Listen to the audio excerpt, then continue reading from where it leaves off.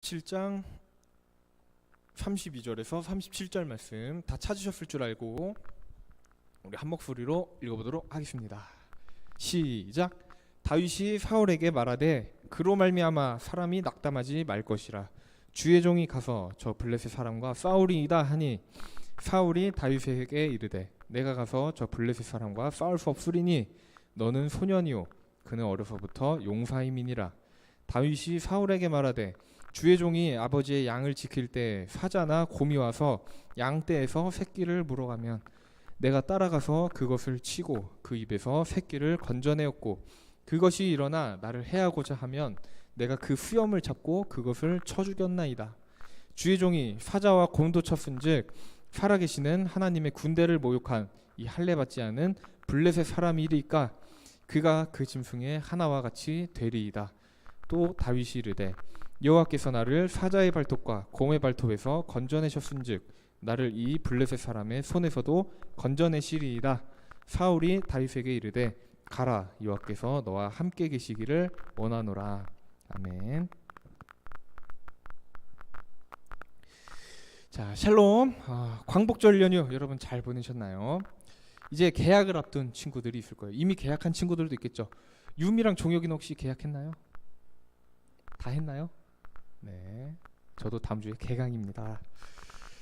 자, 안타까운 소식을 뒤로 하고 슬슬 이제 여름이 지나가고 있으면서 날씨가 다시 시원해지고 있습니다. 가을의 향기가 나기 시작하는 거예요. 가을 장마가 시작되었습니다. 계약과 함께 우리가 언제나 새로운 마음으로 다시 한번 열심으로 살아가는 우리 멋진 모두 되기를 기도하며 언제나 말씀 가운데 살아가는 멋진 학생의 모두 되시기를 주님 이름으로 소망합니다. 자, 그런데 이제 계약하니까 떠오르는 것들이 있을 것이란 말이죠. 계약하면 떠오르는 것, 어쩌면은 방학의 끝, 이 방학의 끝이라는 것이 먼저 떠오를지도 모르겠습니다. 저는 그랬거든요. 항상 계약은 설레요. 계약하면 이제 다시 친구들도 만나고 또 새로운 수업들도 듣고 새로운 공부를 할 수 있고 또 학교에 가서 학교 밥도 먹을 수 있고 좋은 점이 많죠. 근데 방학이 끝나는 것을 떠올리면은 그 어떤 것보다도 무거운 마음이 든다는 것이죠. 방학이 끝난다. 정말 절망적인 소식입니다. 자, 이제 전도사님도 중고등학교를 나왔는데 중고등학교 다니면서 방학 때 이제 정신없이 놀아요. 정신없이 놀다가도 정신을 딱 차리면 갑자기 다음날 개학일인 겁니다. 월요일날 개학인데 개그 콘서트를 하는 거예요. 개그 콘서트 10시 반에 이제 딱 끝납니다. 따단따 말해서 이제 밴드 음악 딱 나오면 큰일 났다. 방에 들어가는데 깜깜해요. 자, 이런 상상을 하게 되는 거예요. 내가 지금 눈을 딱 감았다 딱 떴더니 오늘이 방학이 시작된 날이었으면 좋겠다. 오늘 자고 일어나서 내일이 됐는데 내일이 지난 방학이 모두 꿈이었던 거예요. 내가 꿈을 꿨던 거, 긴 꿈을 꾸고 내일부터 진짜 방학이 시작되는 날이었으면 좋겠다. 이런 상상을 저는 했습니다. 여러분도 했을지는 모르겠지만, 자, 근데 이렇듯이 우리가 살면서 말도 안 되는 기적을 바랄 때들이 종종 있다는 것입니다. 자, 여러분들이 살면서 기적을 바랬던 순간들도 있었을 것이란 말이죠. 갑자기 어려운 순간이 우리들에게 찾아와요. 살다가 예상치 못한 순간이 찾아오면 우리는 잘 살고 있다가도 문득 어떠한 걱정이 떠오르면은 어려운 순간에서 기적 같은 일이 우리에게 찾아왔으면 좋겠다라고 내심 바라며 살고 있다는 것이죠. 오늘 우리가 함께 읽었던 본문에서도 기적을 바랬던 사람들의 이야기가 등장하고 있습니다. 바로 이스라엘 민족. 이 이스라엘 민족이 원래는 왕이 없이 살아갔어요. 하나님께서 애굽의 노예로 살던 이스라엘 민족을 불러내셨죠. 그래서 40년 동안 광야를 막 헤맸어요. 그러다 이제 가나안 땅에 들어갑니다. 사사들이 이스라엘을 관리해요. 근데 이스라엘 민족의 왕이 누구였냐? 바로 사람이 아니었어요. 바로 하나님이셨다는 거죠. 하나님이 다스리는 민족, 바로 이스라엘이었는데 이스라엘 민족은 그들을 다스릴 왕을 원했다는 거예요. 계속해서 우리에게 왕을 주세요라고 하나님께 요구했던 거예요. 바로 사람을 원했다는 것이죠. 그래서 결국 하나님께서 사울이라는 사람을 세우십니다. 사무엘을 불러서 사울에게 찾아가서 기름 부으라고 하신 거예요. 사울을 세워서 이스라엘 왕으로 삼으셨어요. 사울 왕이 이스라엘을 이제 다스린다고 할지라도 결국 이스라엘이 어떻게 될지 아시는 분, 정말 실질적으로 이스라엘을 책임지시는 분은 사울 왕이 아니라 바로 하나님이셨겠죠. 그런던 날에 이스라엘의 이웃 나라였던 블레셋이라는 곳이 있었습니다. 이 블레셋에서 이스라엘에 전쟁을 선포하는 거예요. 수많은 블레셋 군사들이 이제 이스라엘과의 국경으로 이제 나옵니다. 군사들이 나와서 진을 치겠죠. 옛날 전쟁 영화들 보면 이제 막 텐트 치죠. 앞에 들판 나와가지고. 이스라엘 또한 맞은편의 산에 갑니다. 그래서 이제 군사들을 데리고 가요. 사울 왕이 블레셋 진영의 반대편에 진을 쳤어요. 근데 너무나도 무서운 거예요, 이스라엘이. 왜냐? 바로 그 블레셋 군대에는 유명한 장수가 한 명 있었습니다. 바로 골리앗이라는 장수. 여러분 골리앗 들어보셨을 거예요. 교회를 다니신 분들이라면, 다윗 이야기를 들으신 분들이라면 골리앗 이야기는 한 번쯤은 들어보셨겠죠. 이 골리앗이라는 사람 덩치가 엄청나게 컸대요. 키가 남들보다 월등하게 컸다는 거예요. 덩치가 크기 때문에 싸움을 잘했겠죠. 그래서 그 골리앗이라는 사람이 그 진치고 있는 국경 한가운데로 이제 나오는 거예요. 방패 든 사람 이렇게 앞에 내세우고 이제 이스라엘에게 소리치는 겁니다. 너희 중에 한 사람 뽑아라. 그래서 나랑 1대1로 싸우자. 나랑 1대1로 싸우는데 만약 너희가 뽑은 사람이 이긴다면은 우리 블레셋이 너희의 종이 되겠다. 근데 만약 내가 이긴다, 그럼 너희들이 우리의 종이 되라. 이스라엘 너희는 이제 블레셋의 종이 되기로 약속하고 그렇게 살아라. 너희는 그렇게 될 것이다라고 블레셋의 장군 골리앗이 이스라엘을 협박하고 있는 거예요. 근데 무려 40일 동안이나 빨리 한 명 뽑아라 하는데도 아무도 나오지 못하고 있는 그런 상황이 계속되고 있었다는 것이죠. 이스라엘 백성이 왜 40일 동안 가만히 있었을까요? 두려웠기 때문이었겠죠. 아무리 찾아보아도 골리앗이란 저 사람을 이길 만한 사람이 안 보이는 거예요. 저만한 덩치 가진 사람이 보지 않는 겁니다. 아무리 찾아봐도 골리앗이랑 싸울 만한 용기를 가진 사람이 없는 거예요. 사울 왕이 골치를 않습니다. 큰일 났다. 골리앗과 싸워서 이기는 자에게 많은 재물을 주겠다. 그리고 내 딸도 주겠다. 그리고 너희들이 우리 정부에 바치는 세금, 부모님 가정 다 면제해 주겠다. 이런 공약을 걸은 거예요. 골리앗과 싸워서 이기는 자에게. 근데도 불구하고 골리앗과 싸우겠다고 나서는 사람이 단 한 명도 없었다는 것이죠. 군사들 중에. 그러던 와중 이새라는 사람의 막내 아들이 있었습니다. 바로 다윗. 이 다윗이 전쟁에 나간 형들에게 도시락을 전해주라고 아버지가 심부름을 보낸 거예요. 그래서 이제 진치고 있는 그쪽까지 이제 멀리 도시락을 가지고 왔습니다. 왔다가 어떤 소문을 듣게 된 거예요. 골리앗이라는 사람을 죽이는 사람에게 왕이 재물도 주고 딸도 주고 세금도 면제해 주겠다고 했대. 근데 들었는데 아무도 나가지 않는다는 소식을 들었으니 황당했겠죠.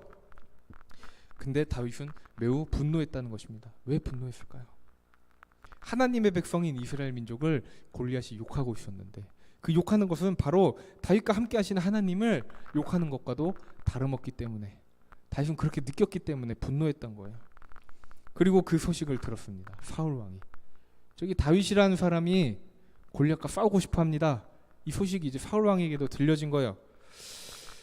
사울 왕, 다윗이 과연 어떤 사람일까 궁금해하기 시작합니다. 그래서 다윗을 우리 진영으로 데리고 와라. 내 텐트로 데리고 와라. 자신의 진영으로 다윗을 부른 것입니다.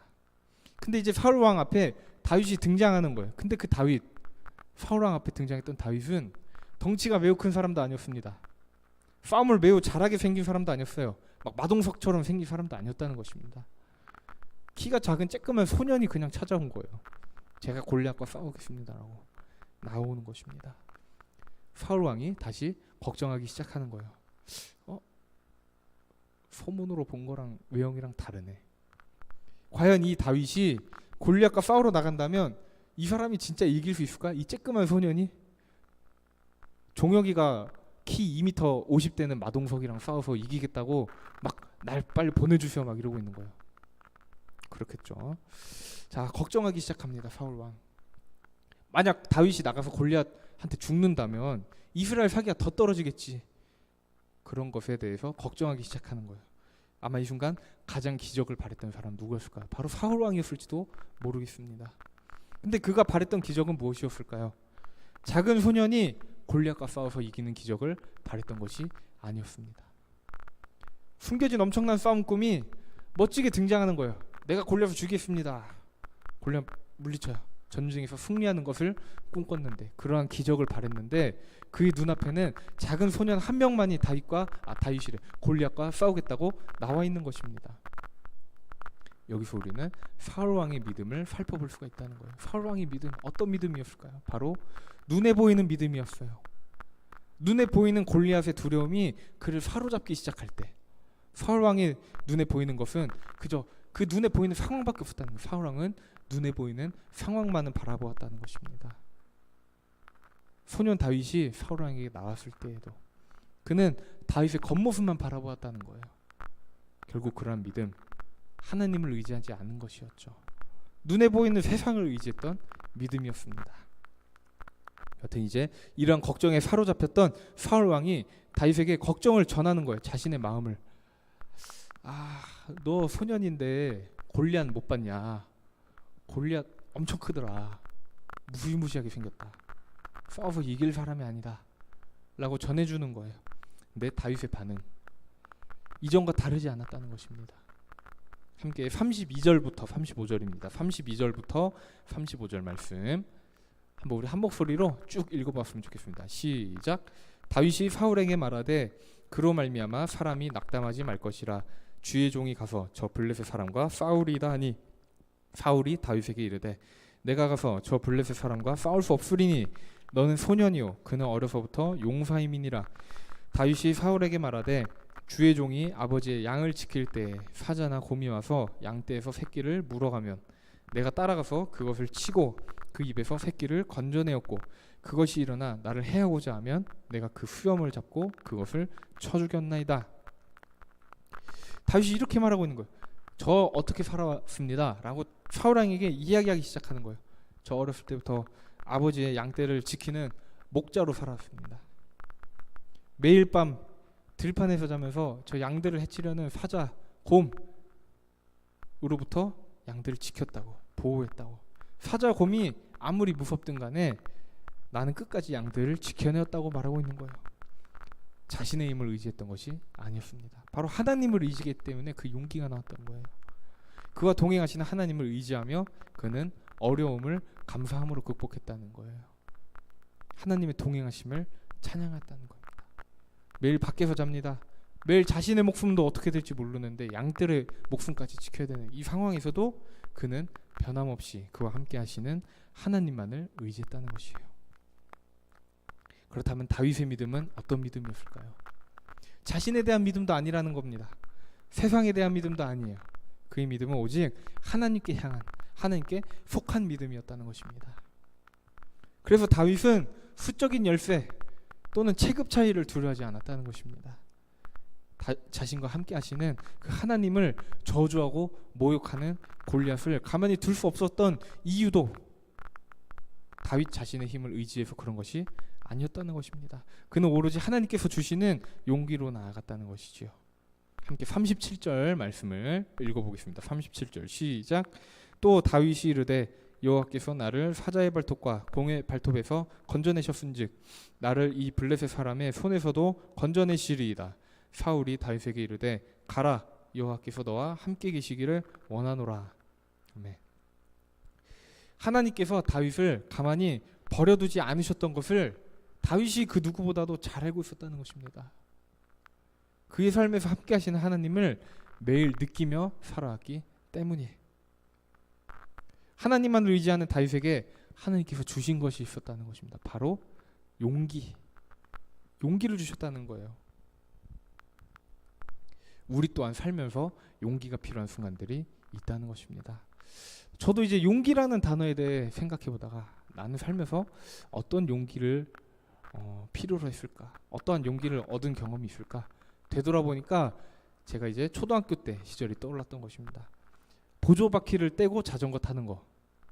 여러분 자전거 못 타시는 분들 있을 수도 있을 텐데 저도 초등학교 때까지 자전거를 못 탔어요. 초등학교 5학년 때 이제 보조바퀴를 떼고 타기 시작했는데 5학년 가을이었습니다. 이제 엄마랑 동생이랑 같이 셋이서 자전거를 가지고 이제 교회 옥상에 올라왔어요. 그때 제가 다니던 교회 옥상에 보조바퀴가 없는 자전거를 타던 그 처음 순간, 잊지 못하는 순간이라는 것이죠.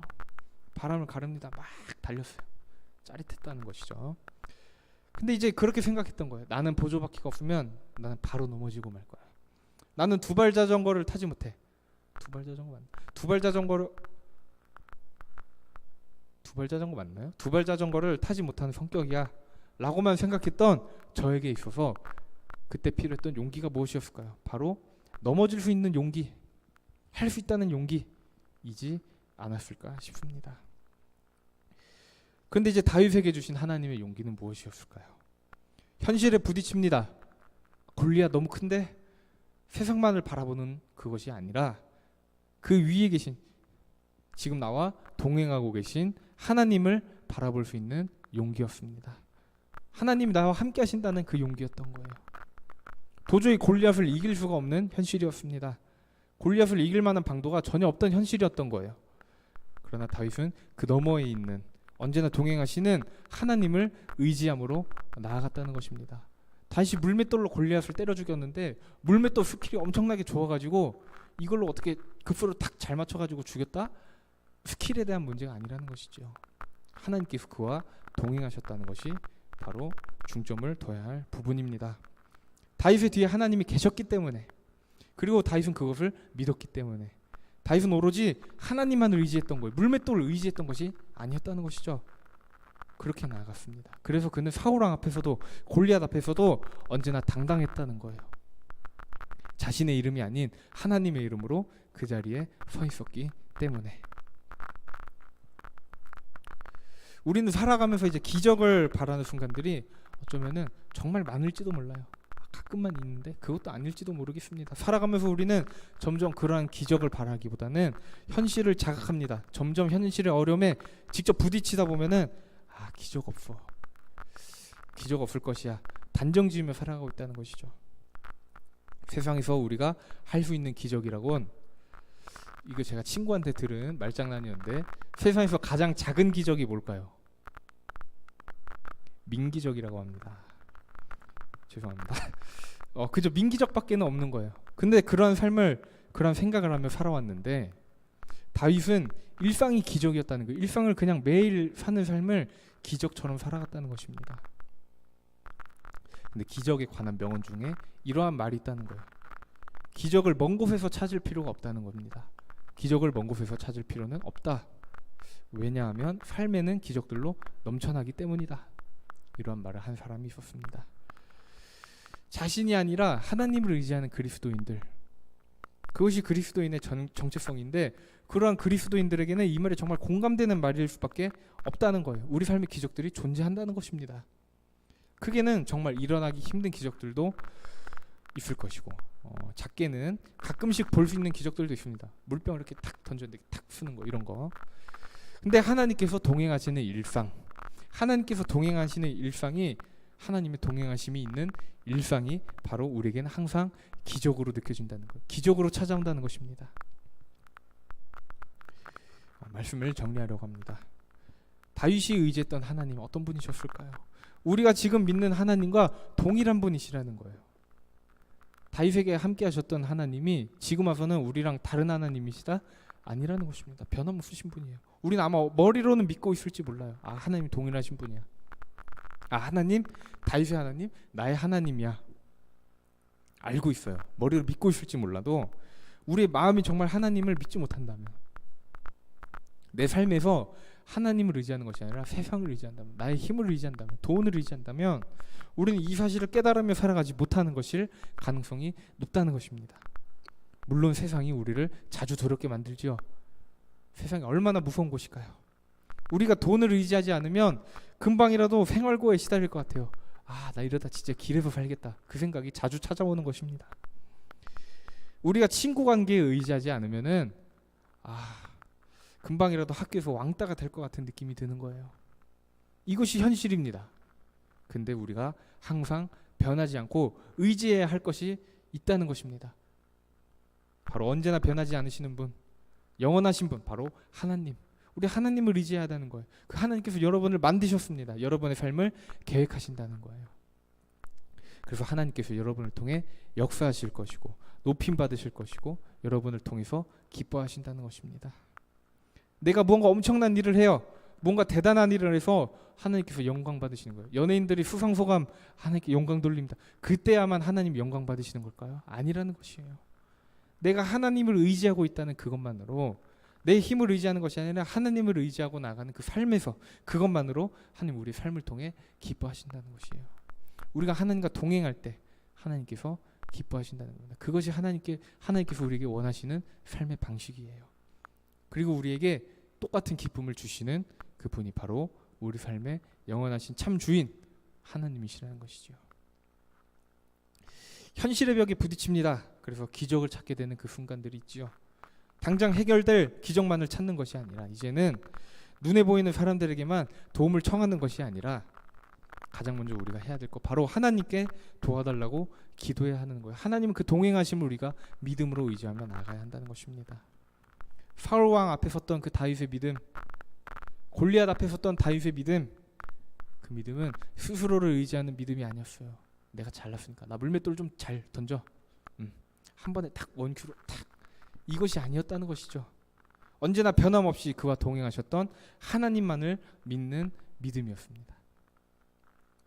우리의 삶에 하나님을 의지함으로 우리에게 주어지는 그 용기로 살아가는 당당한 그리스도인들로 살아가는 삼성교회 학생의 모두 되시기를 주님의 이름으로 기도드립니다. 오늘 다 함께 기도하시겠습니다. 하나님 감사합니다. 우리가 살아가면서 어려움을 겪을 때 하나님을 잊게 되고 다른 것을 의지하면서 살아오게 됐음을 고백합니다. 그럼에도 불구하고 우리가 하나님을 찾을 때 언제나 우리와 함께 하신다고 말씀하시는 그 사랑을 우리가 기억하며 살아가기 원합니다. 가장 먼저는 눈을 들어 우리 하나님께 시선이 향하기를 원합니다. 우리의 힘을 의지하는 것이 아니라, 우리의 능력 의지하는 것이 아니라 유일한 소망 대신, 오직 유일한 소망 대신 하나님의 능력을 의지하며 일상에서 기적을 경험하며 사는 우리 삼성교회 학생이 모두 될 수 있도록 인도해 주세요. 더 나아가 우리가 성령님과 동행하며 세상으로 나아가는 순간순간마다 더욱 담대하게 나아갈 용기를 주세요. 세상의 그 어떤 능력보다 크시고 위대하신 사랑을 보여주신 예수님의 이름으로 기도드렸습니다. 아멘. 우리 시간 함께 나이만 받으셔서 찬양하시면서